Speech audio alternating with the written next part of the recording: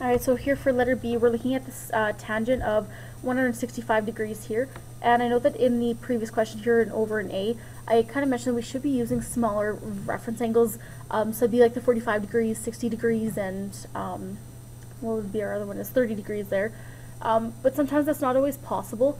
And from there we should be using larger angles that we can use, or that when we look at their reference angles, they will be those really nice values like 30 degrees and 45 degrees. Okay, so we're going to do an example using this tan of 165 degrees, and then we're going to use those reference angles and use that cast rule to determine some values. Okay, so here 165 degrees, if we tried to just say add those small angles or using those reference angles, the biggest ones there that we could use is 60 degrees, and that would give you a maximum sum of 120 degrees. So clearly that's not going to work.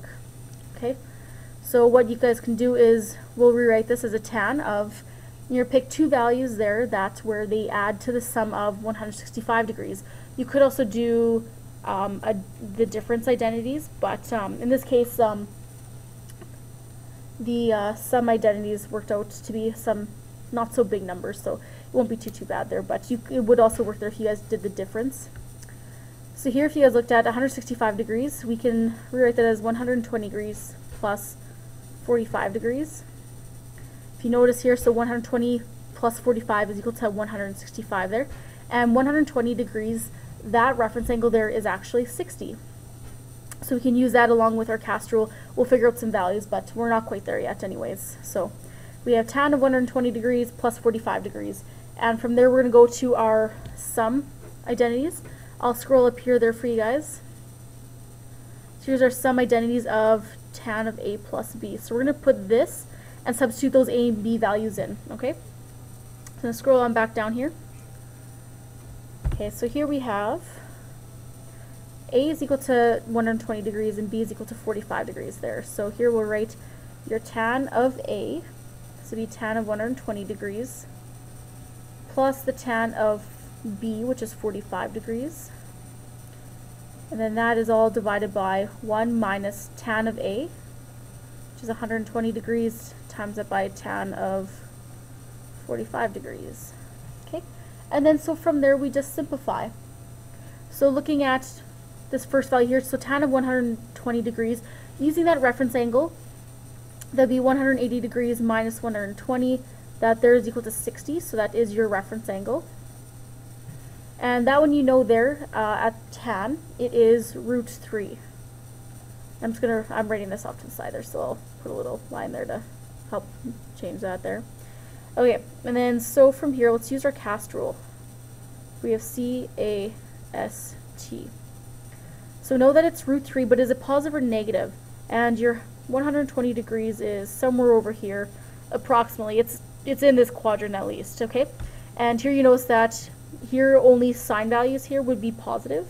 So what we need to do is, or I guess what that means is that your tangent value is going to be negative, okay? So I'm going to write this here as negative root 3 plus, and tan of 45 degrees, that one's nice, it's one of our nice reference angles, and that one is just 1.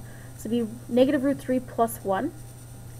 That's divided by 1 minus your tan of 120, so it'd be negative root 3, times that by 1. Okay. And then from there we just continue to simplify. So we have negative root 3 plus 1.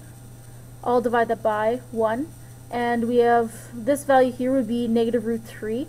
But this is negative times a negative, so it'll be a positive. So we have positive root 3. Okay? And we cannot simplify that whatsoever, so that is in totally simplified form. What we could do, I suppose, here is we can't have radicals in the bottom, so in order to get rid of that, we would have to multiply by the conjugate. And if you guys remember what the conjugate is, it's basically you take the exact same values. So you have 1 and root 3, except you're going to flip the sign of the second value here, so it's going to be a negative.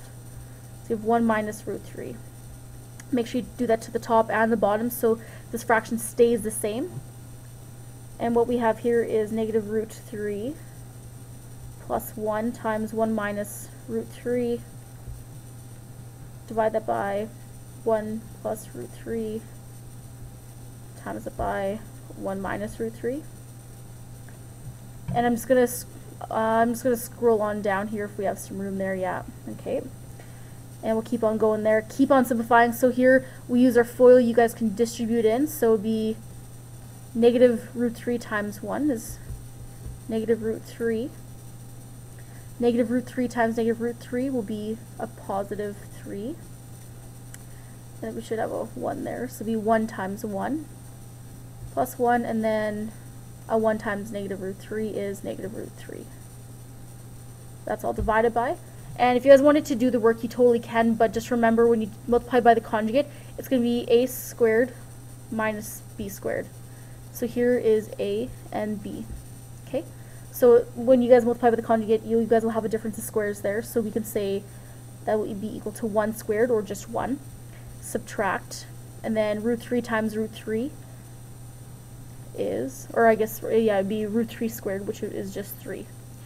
We can go on to simplify that. Here we have negative root 3, negative root 3.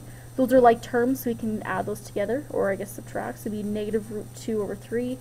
Hopefully you guys remember the rules about how to add your radicals. So your radical stays the same, you just add the coefficients, so it'd be negative 1 minus 1, so it'd be negative 2. And then we can add 3 and 1, so that'd be plus 4. And that's all divided by 1 minus 3, which is negative 2.